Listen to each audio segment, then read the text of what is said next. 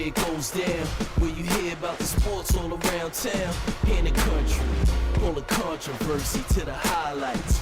You just not safe in the limelight. What's going on, everybody, and welcome to another great episode of The Stoop, where we talk hoops, and more hoops. I'm your guy, TJ. First and foremost, we got to thank our folks over there at Nuts and Bolts for the opportunity. We love you so much. Got to give a big shout out to my partner in crime, my co-host, co-founder. Shout out to my guy, Kev P. Kev P, talk to the people. As always, it's a pleasure to be here, for real. Hey, listen, Kev P, we got something special right here. Listen, he's the pride of Bay City, Michigan. He had a great, illustrious career at the world-famous Oak Hill Academy in Virginia. Went on to become a McDonald's All-American, a Parade All-American. Took his talents to the Cuse, that's Syracuse University, by the way.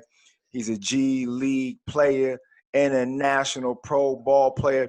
Then he went back to the university to give his insight as a strength conditioning coach and a special coach back at the Cuse. And now you can find him on the sidelines at Detroit Mercy. Ladies and gentlemen, put your hands together and welcome to the Stoop, Mr. Eric Devendorf. Mr. Eric Devendorf, welcome, man. Thank you so much for coming through, bro. Oh, man, I appreciate you guys having me. Absolutely. So let's get right to it. Rumor has it, coming from Bay City, man, that's where you got your toughness. True or false to that? Yeah, definitely, man.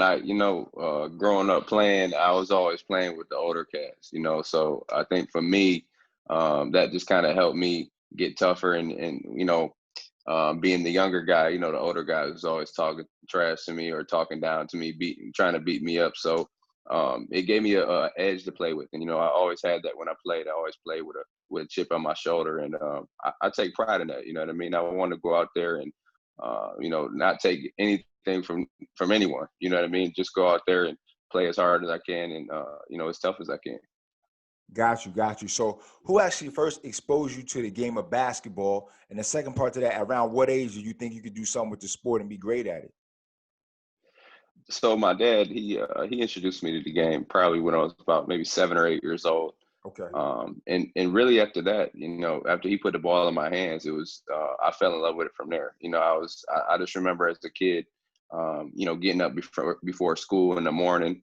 And I'm from Michigan, so wintertime it's snowing, I'm chipping the ice. I'm doing all that. I just fell in love with it, man. It was just every single day, man. As a kid, I remember in the morning and after school, and then I go play at the Y on the weekends or during the weekdays. So that's what it was, man. For me, it was ball all day, and I've been fortunate enough to be able to go to some pretty cool places through the game.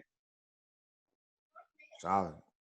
So many high caliber athletes, man, in their high school dream, they want to go to the world famous Oak Hill. Oak Hill is synonymous with some of the great high school basketball players pretty much in the country.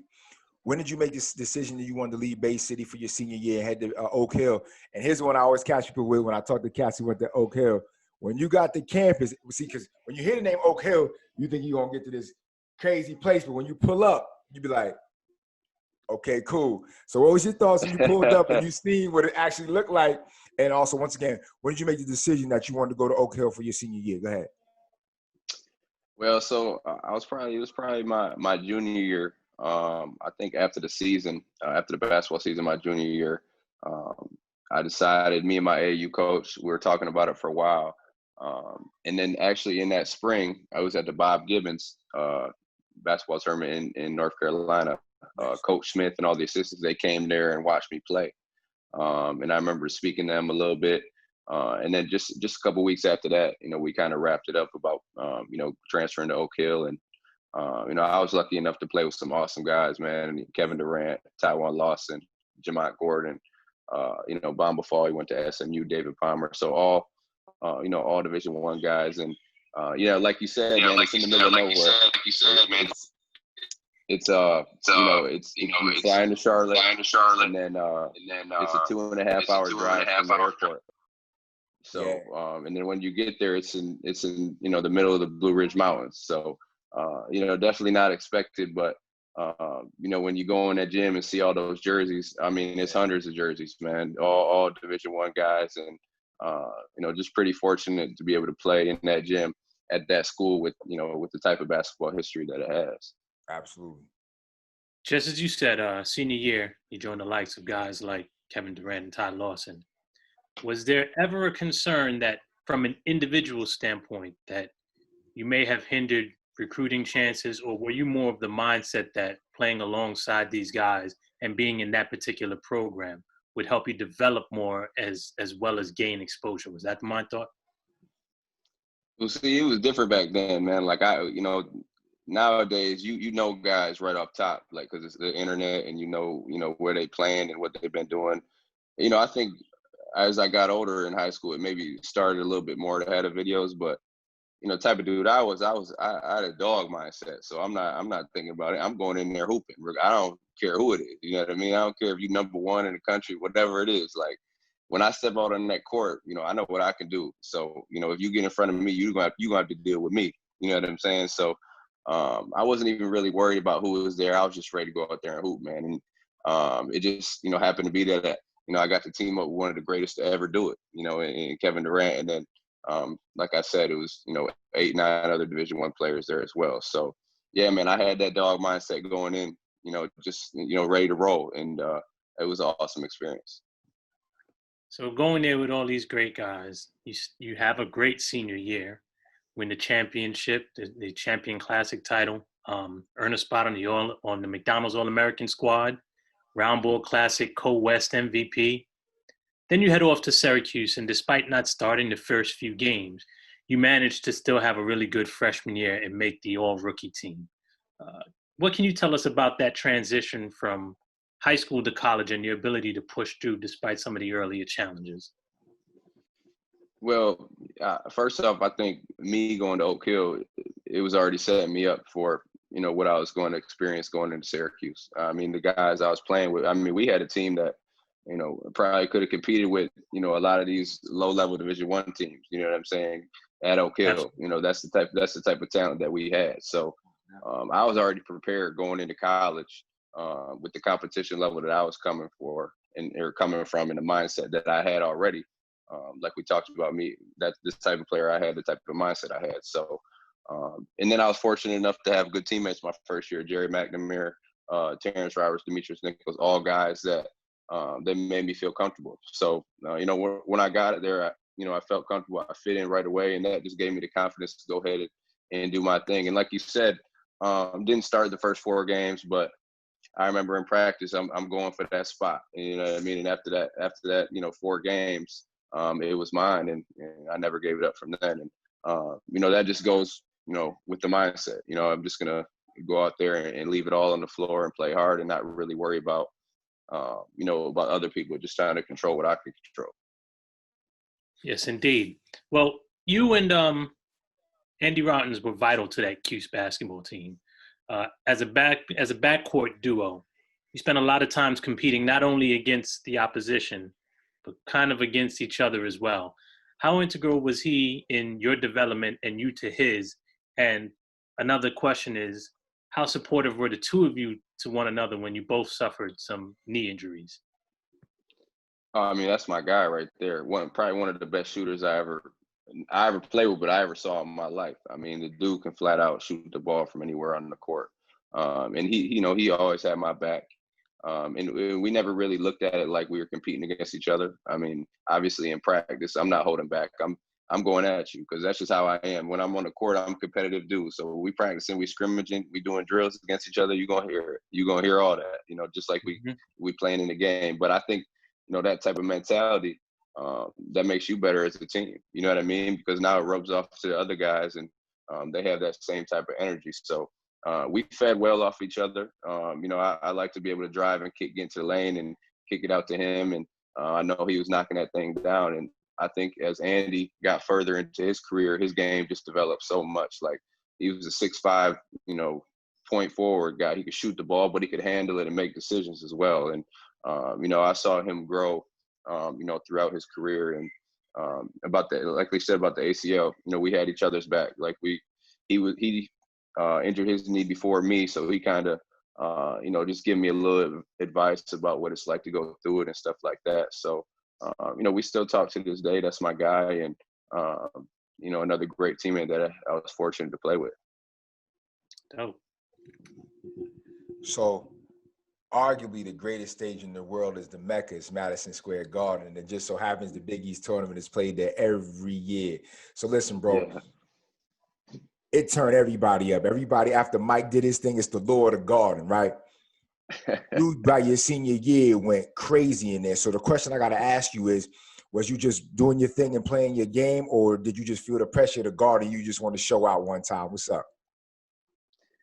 I mean, when anyone who's played in Madison Square Garden, it's a different type of energy when you step onto that court. You know what I mean? Just knowing all the history, besides basketball, you got all the big time performers in there: Muhammad Ali, Michael Jackson, all the other musicians. So the history and the energy in that building is unmatched anywhere in the world. You know what I mean? And then put it on in the Big East tournament and on ESPN against all your rivals. So the stage is set up, you know what I mean? And I'm already the type of dude who like all that. I want all that. Like I want all the smoke. Like I want everything set up so I can go against it and have that challenge and try to come up on top of it. So I loved it, man. I loved playing in the Garden. It was no place like it. And us being in Syracuse, it was kind of like a home game for us, because we had so many fans, just right down there in the city. So every time we played there, the support was unreal. And yeah, man, it was a different type of energy for me. So I think I played, well every time in the Garden, man. It was just that type of energy. And, that let me go out there and just, play my game and do my thing. Okay. So you already mentioned him, but Jerry Mack had already a championship pedigree from winning the national title with the earlier team. And by his senior year, you was like his young fella taking you under his wing. Share some of the things that he in the gems that he dropped for you and how he helped groom you to be the next big thing at the Cuse, and how you followed kind of like in his footsteps and you took over and did your thing. Yeah, well, I mean, that was my guy. He really kind of instilled the confidence in me to go ahead and just play my game. I mean, for a freshman guard coming in there, like I said, I already had the confidence. So I don't really need anybody to big me up because I'm going to go out there and believe in myself and do my thing anyway. But when you have a senior guard, a guy who won a national championship, who's legitimately stamped in Syracuse basketball history and in college basketball in general, right? Give you that confidence, instill you that confidence. Now, my belief in myself going to a whole nother level. It's just jumping up a whole nother level. So, I was fortunate enough to have him in my corner, and we're still close to this day. We talk all the time.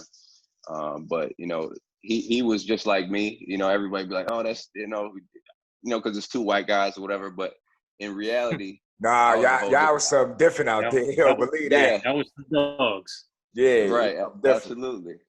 Yeah, so but like you said, we were the same type of mentality, and we were gonna go at it. So we fed off each other, man. Like if I know, I had my two, I was gonna go at him, and I look at him, and he look over at me like, "Give me the ball, it's my turn." You know what I mean? So to have two dogs in the backcourt to deal with, night in night out, the opposing team, that was something to deal with. So it was pretty awesome to be able to play with him and have that confidence from him and me. Yeah, y'all was amazing to watch that season, man. I love that. That joint was all right. Go ahead, Kat. What's up? Well, you were definitely amazing to watch that season, but I want to talk about the season 2007. You guys were famously snubbed from the NCAA tournament. Do you recall where you were and what you were doing when you heard that news? Oh yeah, I know exactly where I was. We was watching the selection show in Coach Boeheim's basement. And, I just remember all the teams getting picked. And I'm like, man, I'm seeing these teams getting picked before. We just got done beating them. And I remember we ended that year, it was 8-2 our last 10 games. We ended up beating Georgetown, who was on a 12-game winning streak. And they was like top 5 in the country with Roy Hibbert and Jeff Green and, those guys. So we were like, oh, we in. You know what I'm saying? We're not even thinking nothing about it. So I remember being in the basement and, our name didn't get called. And I just remember just getting out of there, man. I decided to be by myself because it was disappointing, man. We earned it. I mean, we're in the best conference in the country. Like I said, our last 10 games, we were 8-2. So I think the committee really looks at those last, that latter part of the season to really see how you're doing, tuning up going into the tournament. So it was definitely disappointing. But you know what, it is what it is. And, we ended up doing pretty good in the NIT, but that's definitely something that, I wish we could have got back so we could have had a chance to compete that year in the tournament. True. There's a rumor that one of your former teammates at Oak Hill, Kevin Durant, almost joined you at Syracuse. Any idea as to why that didn't happen? And had it happened, you almost assuredly would not have been snubbed, as we discussed. So what do you think about that? Do you think he was that final piece that quite possibly could have taken you guys all the way? Oh, I think somebody asked me this on another when I did another interview about the same thing. I think it was the connection was Troy Weaver, because he's from DC. But I mean, if KD would have came, he could have came to anywhere. He could have went to Howard and it made a difference, or you know what I'm saying, like any of those mid-major schools, and it made a difference. But you put him, in Syracuse in that back line or in the top, it doesn't matter, whatever you want to do. I mean, we'd have automatically been competing for a national championship. I mean, that's what the type of guy he is, man. You just add a guy 6'11" who can dribble and shoot like a guard. I mean, come on, man. And then we got weapons, myself and D Nick, and we had athletic forwards throughout the roster. So yeah, he would have added a whole nother level for sure. Especially with that 2-3 defense, but that's another thing. No question. My turn. Man, it's a lot I want to ask too, man. Let me see something. All right, next one. Growing up, being a fan of the game, is there somebody that you might have mirrored your game off of, or somebody you try to, get your style from a little bit in terms of how you wanted to play, whether it was handling a rock or, how you pulled up, whatever the case was? Second part is, who was your team that you followed growing up? Maybe not the team that you thought about maybe playing for one day in the collegiate level, but was there a team that you liked growing up as a kid as well? So first question, my favorite player of all time is Allen Iverson. I mean, that was just my guy. Just how hard he played. I mean, I remember me and AI, and he's shorter than me, skinnier than me. You know what I mean? And you see him out there night in, night out, putting his body on the line, getting hit down, getting right back up every single play. And I just always had another level of respect for guys who just always play hard. You know what I'm saying? Who always throughout the whole game. You knew they were playing hard, and you knew they were passionate and competitive about the game. And that's how I am, man. I love to play the game. You know what I mean? And I'm gonna go out there and play as hard as I can. You know what I mean? And it's a lot of stuff that come with it, whether it's talking trash, getting somebody. That's just how it is. You know what I mean? So, people can take it the other way, but that's how I learned playing, growing up. It's when I'm talking to you and we going back and forth, that's my competitive nature. That's my love and passion for the game. And, I think whenever you love something a whole lot, you're going to have some of that, you know what I mean? Whether it's in sports or whatever it is that you're trying to be great at, you know what I mean? So, and then the second question, sorry, what was the second question again? The question was, who's my favorite team? Any team that you watched or you followed as a kid growing up, any collegiate team? Collegiate team. Or maybe share the pro team. You got a pro team that you mess with who? Well, I'm a Michigan guy, so I always try to, support locally, like Michigan State. Okay. It's funny because Michigan, I was a football fan, but basketball, I was Michigan State. And I committed to Michigan State before I committed to Syracuse. My sophomore year, I committed to Michigan State. And it just happened to be, I was at the Michigan State game 2003 when Syracuse won the national championship, right? So they were playing at Breslin Center that year when they had Melo and GMAC and all them. So that's what made me change my mind to go to Cuse. I remember seeing the pace and how they played with Hakeem Ward, Melo, GMAC, Billy Eaton. And if you guys remember Billy Eaton, he was like Andre Miller. I mean, he was like, you know how cold Andre Miller was. He was getting 50 in the NBA with an old man's game. You know what I mean? So Cuse had some ball players, man, and that's what kind of made me want to change my mind to go there. And so I was committed at Michigan State at first, and then it just so happened that I, was at that Cuse game. So yeah, I guess I was a Michigan State fan until they came and played Cuse. That makes sense. Yeah. You have been a real Orangeman through and through, bleeding that, man. And for the TBT, you've been a part of Boeheim's Army for quite a while, man. What's it like playing with your old comrades? What's it like playing in that level of competition? And what's it like still, representing for your school? How does that feel for you? Oh man, super, super grateful, man. Still to be able to do it. I mean, anybody who, plays sports, knows that you can't do it for your whole life. You know what I'm saying? It's, you start to feel it. I'm 33, and but I still love to do it every day. Get out there with them young fellas, and but I could, I could feel it. You know what I mean? Like, days are numbered. You know what I mean? The body, is just talking to you and all that. So, when I'm able to get out there for those 2 weeks with, with those guys, some guys I play with, some guys I watched, growing up. So, and it's one big family, man. So it's just like a big get together for those 2 weeks. We get to kick it and joke and talk and do all that, talk about, old games and things like that. So it's really a highlight of the summer for me, man, to be able to get there and compete with those guys. And, besides off the court, and then, we get to go on the court, you know what I'm saying? And still compete. And obviously it's a pretty good incentive with the money, but, again, I just like to get out there and compete, man, and I can still do it a little bit. So I'm gonna do it till I can. Well, you do it a whole lot. And the second Yeah. part of that question is, man, so when you out there for TBT and you guys get up and down the floor, do you ever get that itch to give it one more go professionally? How does that feel for you, man? Oh man, absolutely. It's just, for me, I know I can still do it like against anybody, high level. I know that, but I've been out the game for a while, and this is how it is when you haven't played in a while, overseas or whatever it is. They looking at you and asking all those questions. So, and then obviously the money wouldn't even be worth it to go over there and do it. I could be here and just do what I'm doing now with the basketball stuff in Cuse, but. Definitely, man, I still love to do it. And, I still, get up and down with these dudes out here at Cuse, and we get up and talk trash a little bit. I'm close with, Coach Boeheim, and fortunate enough to get down. He has a gym in his house. So we go down there, and I play with both his sons, Buddy and Jimmy, who are, one's at Syracuse and one's at Cornell. So, I was really doing that all summer, man. We were just playing one-on-one and, going at each other. And, it's good for me, but it's better for them because it helps them, and because I'm busting their head. I'm going at them. I'm not gonna let them win any game. So they get to go back and tell that to their teammates, like, man, this dude still got it a little bit. But no, man, I love it. I love to compete, man, for sure. No doubt. Go ahead, Kev. Speaking of TBT, this year's tournament saw some changes, obviously because of the pandemic. How difficult was it to have to do some of the quarantining at the hotel for several days and adhering to some of the changes leading up to playing and so on and so forth?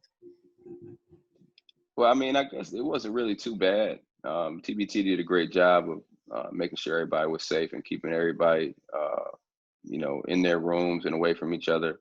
But I mean, if you've been overseas, guys who played overseas, that's what we doing anyway. You going to practice and you going right back home. You had 2 practices a day, so you're not trying to do anything anyway.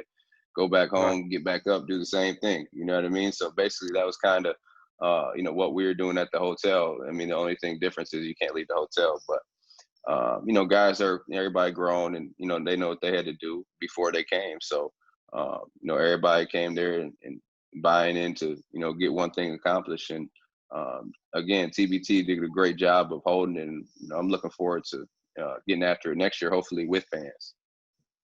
Dope. Well, let's move away from you actually playing for one moment, and I want to talk about Ed 23 Hoops. It's a basketball training and development business that you're spearheading, and what I find makes yours a bit different than others is you work with youth, work with high school, college, and pro athletes. Talk about the program a little bit, please. Yeah, man. So, I just want to stay doing what I love to do. And Syracuse was, I'm fortunate enough that Syracuse has given me a pretty good platform in the city, to where when I want to do something and, involve the kids, I get a good response. And, so it really just started with me putting it out like, hey, hit me up, email me about working the kids out. And, I got a huge response and just started doing a lot of one-on-one and group trainings and camps and clinics. And it was super busy up until obviously the pandemic, and now now things are starting to kind of start rolling again with the one-on-one and individual stuff. But it's just allowed me to do a lot of stuff, man. Like you said, I work with the youth. I work with high school, college, professional, and then I also do a lot of charity events. Shoe drives, coat giveaways. back to school events. Like next Saturday, we have a back to school event where we're doing 75 kids. You know, we're only limited to 75 because of the virus or whatever. But 75 kids, they'll come in and get a free basketball clinic. Everybody get free basketball shoes, free backpacks, T-shirts, and then they have the option to get their hair cut. And then everybody gets free box lunches. So again, Syracuse has gave me a platform to where I could do a lot of things, and I want to use that platform in the right way. So I figured, hey, this is the best way to do it, and what better way to do it through basketball? Well, I'm glad to hear that you guys are still doing all these things as we make our way through this pandemic. But in the earliest stages of the pandemic, certainly didn't slow you down either. You started posting instructional videos, and they took off. Yeah. Well, let's talk about Derek Lyons and his Fulton High School team specifically. How did that come about? Well, yeah, and so, like everybody else, we were trying to figure out what to do, right? Try to, in the house stuck. So, first it just started with me just going outside and dribbling. You know what I mean? Try to get some stress off my chest. You know what I'm saying? And I ended up, just videoing it and recording it. Just simple drills that I used to do growing up. And like you said, it got a great response. So I just continued with the videos, and I had ESPN reach out to me about them, and a whole bunch of different coaches. And like you said, me and Derek had a prior relationship just from doing work with each other. But we were doing, video Zoom sessions every week, twice a week, with ball handling and footwork stuff with his girls team. And then I also did the boys team out there. So it'd be like, anywhere from 30 to 40 kids on a Zoom session, doing that twice a week. So, you know what, just trying to find something positive to put out, man. And hopefully some of these people can grasp it and take what they can out of it. You know what I mean? And I was fortunate enough, like I said, to have that platform. And you know what, I kept putting that stuff out there, kept getting good responses and positive responses. So, I just kept feeding them, you know what I mean? And it was good, man. It was really good. A lot of coaches from around the country hit me up and asked me about different drills. And, I do like, speaking sessions for coaches at times and stuff like that. So, I just think all the stuff that, I'm trying to do and trying to put out is positive. And then you just kind of, take the opportunities that come from that type of stuff. You know what I mean? So, home life now. Madeline and Miranda are likely enjoying all this daddy-daughter time as we deal with the pandemic. Yeah. And as parents, right. You've decided not to uproot them and remain in Syracuse while you coach for the Detroit Mercy. You've been there 2 years, but tell us about the difficulty of being away, and even more so when you return.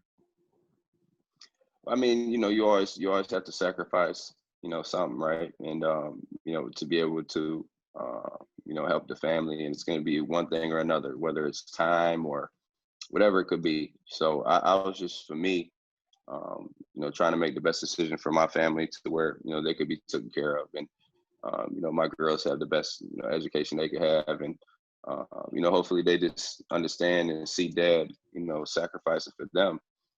So when they grow up, they'll understand, like, hey, this is what I need to do. For when I have a family, I got to be able to, sacrifice, some things that I might want to do to the betterment of my family. So, it's tough, man. I mean, I tell you, I go through it like, am I making the right decision, doing this or that? But at the end of the day, I just want to make sure they're all good. They got everything that they need. And that kind of puts me at ease, knowing that they have everything they need, and to go ahead and, be successful.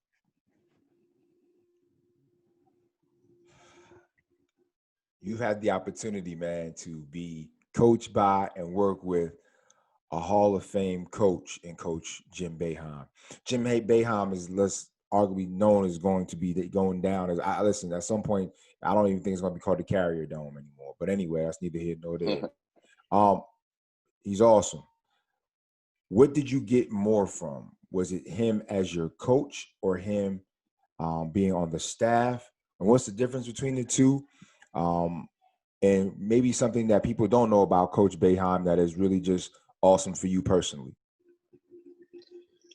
So I think I probably got more from him when I got on the staff, just because for me, it was my maturity level was at a whole different stage. You know what I mean? When I was in college, I was 18 years old. I felt invincible. I'm playing at Syracuse. You know what I'm saying? I'm on TV every week. So you know how that is. Your ego is all pumped up, and I'm not really trying to hear about what he's trying to say all the time. So even though I probably should have for sure, but I think he really helped me tremendously, man. And when I was able to come back and finish my degree, because I left early and I didn't finish my degree, and then played overseas for a while, and then he allowed me to come back and finish up, and then a couple of years later allowed me to get back on staff, and that's really where I was like understood what really goes into being a head coach.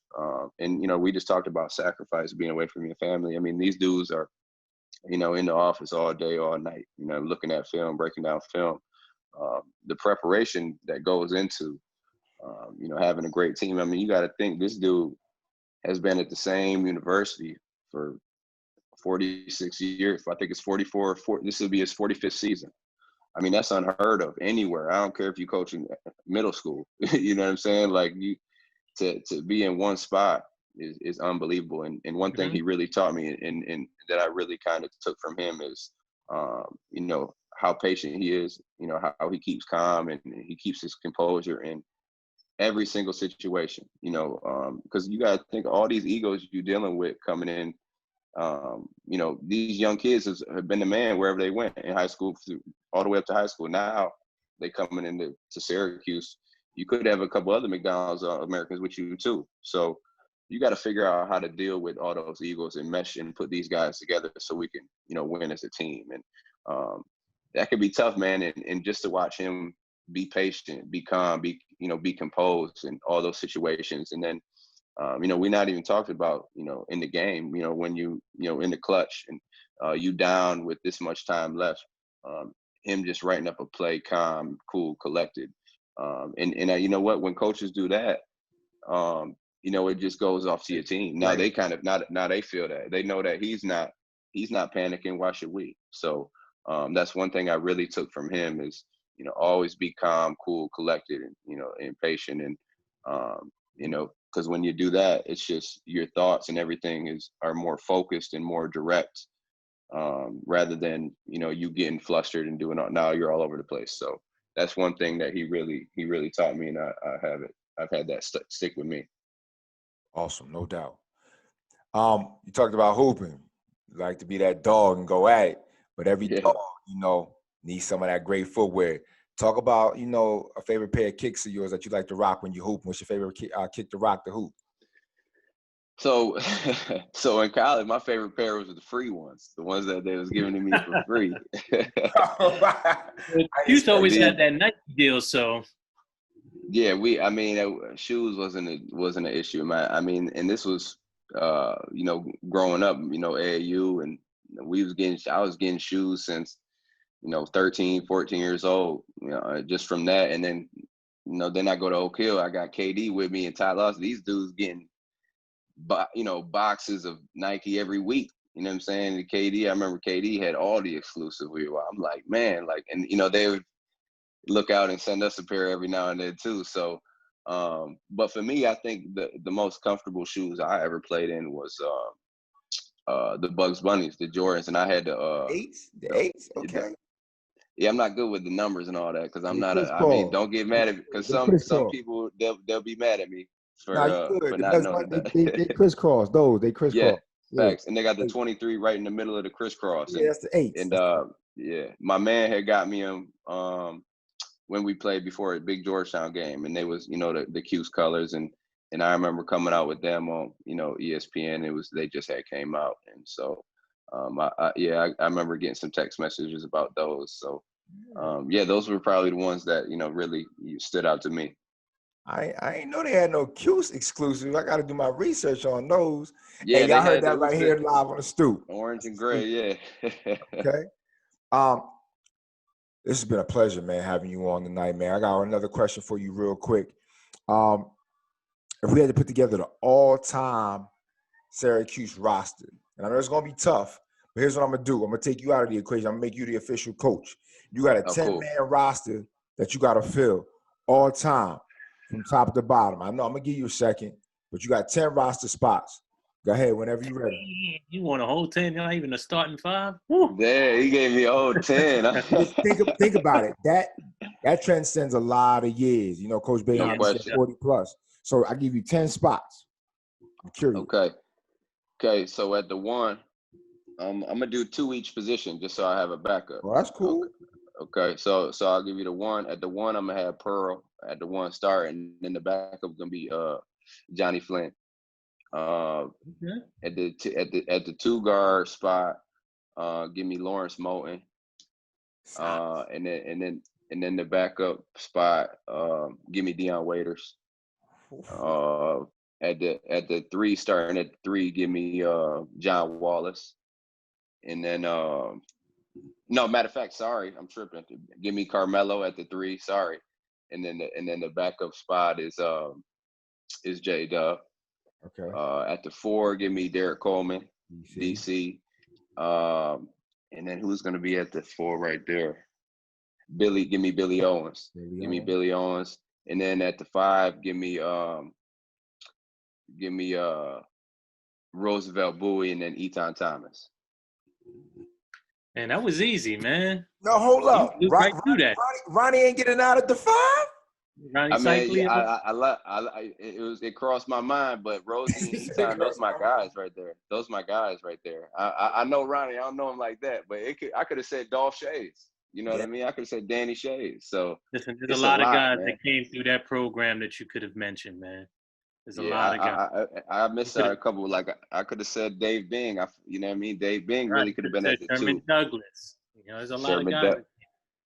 Sherman Douglas. I could have put him at the 1 for sure. But Johnny's my guy. That's my guy. Johnny was like that. Good, man. Listen, that wasn't easy, but you made it look easy. Yeah. Johnny was cold. Like, I don't care what anybody say at the Q's, Johnny was that dude. Yeah. He was supposed to be he was supposed to be a all-star. You know what I'm saying? Unfortunately he got hurt, but he was an all-star level guy, like in the NBA for sure. Like right now he'd have been playing, like he'd have been an all-star, no question. Johnny was that dude. Like he was another dude that showed up when he got to that Garden. Johnny in that Garden was special. Same type of mindset. Like he was a straight dog. Like that's all I want you. I want you rolling with me if you a dog, no question. He was that. Like he was for sure. Oh, most definitely. When it came down to Big East tournament in the Garden, Johnny went to a whole nother spectrum. He wanted all that. He wanted all that for sure. He wanted all that for sure. Hey, listen, bro, it's been a pleasure, man. Like, I want to definitely wish you all the best while you coaching, man. All that knowledge and all the things that you've been through, your career internationally, a G League, being part of arguably one of the best and dominant programs in college basketball. We know you're going to give all the young men that you build and help working with, even in your program, the very best. So we salute you and all that. We really say thank you for being on the Stoop today, man. Absolutely, man. It's my pleasure. I had a good time, man. I appreciate y'all. All right, absolutely. Hey, listen, man, it's been another great episode of The Stoop. Our special guest, Eric Devendorf. We thank you so much. For my guy, Kev P, we'll see y'all next time. Some say that it gets no real on the field or the court. We capture the thrillers. Some opinions and all of the truth. Real people talking real sports on The Stoop.